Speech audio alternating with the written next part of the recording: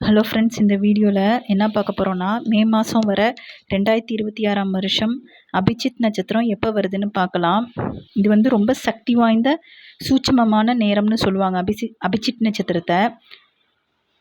இது வந்து தோஷங்களே இல்லாத நேரம், ரகசிய நேரம், அதாவது நம்ம யூனிவர்ஸ் கிட்ட பேசுகிற நேரம் அப்படின்னு சொல்லுவாங்க. ஜஸ்ட் வந்து 24 நிமிஷம்தான் வரும். அந்த நேரத்தில் நம்ம எதை கேட்டாலும் யூனிவர்ஸ் வந்து நம்மளுக்கு தரும் அப்படிங்கிறது நம்பிக்கை. நம்ம முழு நம்பிக்கையோடு கேட்டோன்னா நிச்சயம் யூனிவர்ஸ் வந்து நம்மளுக்கு கொடுக்கும். இது வந்து மே மாதம் எப்போ வருதுன்னு பார்த்தீங்கன்னா, 8ஆம் தேதி மே மாதம் 2026ஆம் வருஷம் வருது. சித்திரை 25ஆம் நாள் தமிழில் வெள்ளிக்கிழமை அன்னைக்கு வருது. அன்னைக்கு வந்து வெள்ளிக்கிழமை வரதுனால மகாலட்சுமிக்கு ரொம்ப உகந்த நாள். எல்லா கடவுளுக்குமே உகந்த நாள் தான். உங்களுக்கு எந்த கடவுள் பிடிக்குமோ அந்த கடவுளை வந்து நம்ம மனசில் வச்சுக்கிட்டு நம்ம வேண்டும்னா நிச்சயமாக கிடைக்கும். அந்த 24 நிமிஷம் எப்போன்னு பார்த்தீங்கன்னா, மாலை 6:24 மணிலேருந்து 6:48 மணிக்கு வந்து வருது. வெள்ளிக்கிழமை மே 8 6:24 முதல் 6:48 மணிக்கு அபிஜித் நட்சத்திரம் வருது.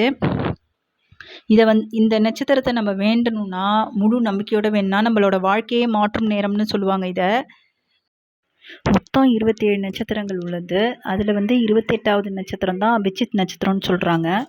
இது வந்து யாருக்கும் தெரியாத சூட்சுமமான நட்சத்திரம். இது வந்து பிரம்ம முகூர்த்தத்தை விட மிகவும் சக்தி வாய்ந்தது, ரொம்ப பவர்ஃபுல்லு. இது இந்த நட்சத்திரம் இந்த சக்தி வாய்ந்த நட்சத்திரத்தை வந்து மனிதர்கள் வந்து தப்பாக யூஸ் பண்ணக்கூடாதுங்கிறதுனால கிருஷ்ண பரமாத்மா வந்து இந்த 28வது நட்சத்திரத்தை வந்து தன்னோட மயில் இறகளை ஒளிச்சு வச்சதா புராணங்கள் சொல்கிறாங்க.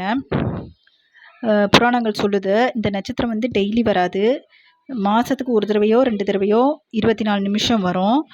இது வந்து உத்திராடம் மற்றும் திருவோணம் ஆகிய 2 நட்சத்திரங்களும் சந்திக்கும் மையப்புள்ளியில் மட்டுமே தான் இது வந்து உருவாகுது. இந்த நட்சத்திரம் இந்த நேரத்தில் நம்ம என்ன கேட்டாலும் அனைத்தும் நம்மளுக்கு கிடைக்கும். மிகவும் சக்தி வாய்ந்தது.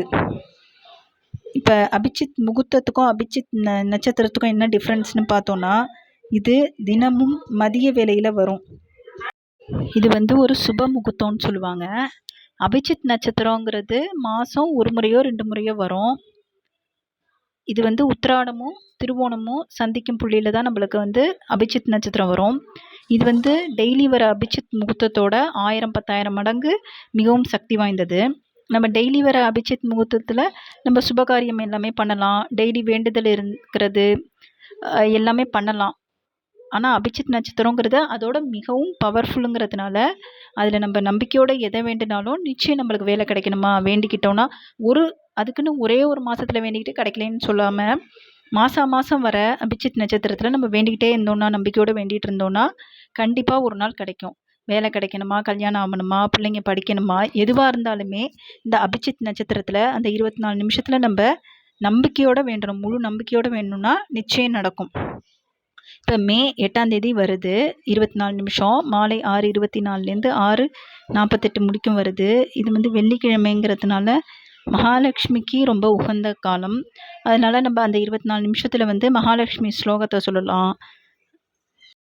அதே மாதிரி முதல் கடவுளான பிள்ளையாரை வணங்கிட்டு நம்மளோட குலதெய்வத்தை முக்கியமாக வணங்கணும். குலதெய்வம் எதுவோ அதை வணங்கிட்டு அதுக்கப்புறம் இஷ்ட தெய்வத்தை வணங்கி நம்ம வந்து நம்ம வேண்டுதலை ஏதாவது ஒரு வேண்டுதலை ஃபஸ்ட்டு வைக்கலாம். அந்த 24 நிமிஷமும் நம்ம மனசார வேண்டிக்கிட்டால் நிச்சயம் நடக்கும்.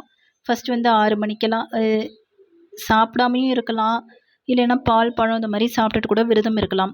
ஒரு நாள் ஃபுல்லாக சாப்பிடாம நைட்டு நெய்வேத்தியம் சாமிக்கு பண்ண பிறகு கூட சாப்பிட்லாம். முடியல, நாங்கள் வந்து மருந்து சாப்பிட்றோம், டேப்லெட் எடுக்கிறோம், இந்த மாதிரி ஏதாச்சும் பிரச்சனை இருக்குன்னா கண்டிப்பாக சாப்பிட்டுட்டு சாமியை கும்பிடலாம். எந்த சாமியும் சாப்பிட வேண்டாம்னு சொல்கிறது இல்லை. 6 மணிக்கெல்லாம் சாமி மாடத்தை வந்து அலங்கரித்து பூ சாத்தி விளக்கு ஏற்றி வச்சுட்டு 6:20க்கு கரெக்டாக நெய் விளக்கோ இல்லைன்னா நல்லெண்ணெய் விளக்கோ ஏற்றி வச்சு ஸ்லோகத்தை சொல்லி நம்ம வழிபட ஆரம்பிக்கலாம். ஒரு நெய் விளக்கு ஏற்றுனீங்கன்னா ரொம்ப நல்லது. நெய் விளக்கோ நல்லெண்ணெயில் விளக்கு ஏற்றினாலும் ரொம்ப நல்லது.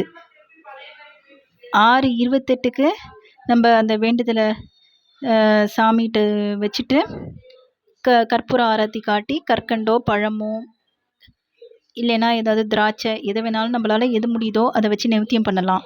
எதுவாக இருந்தாலும் முழு நம்பிக்கையோடு பண்ணணும்.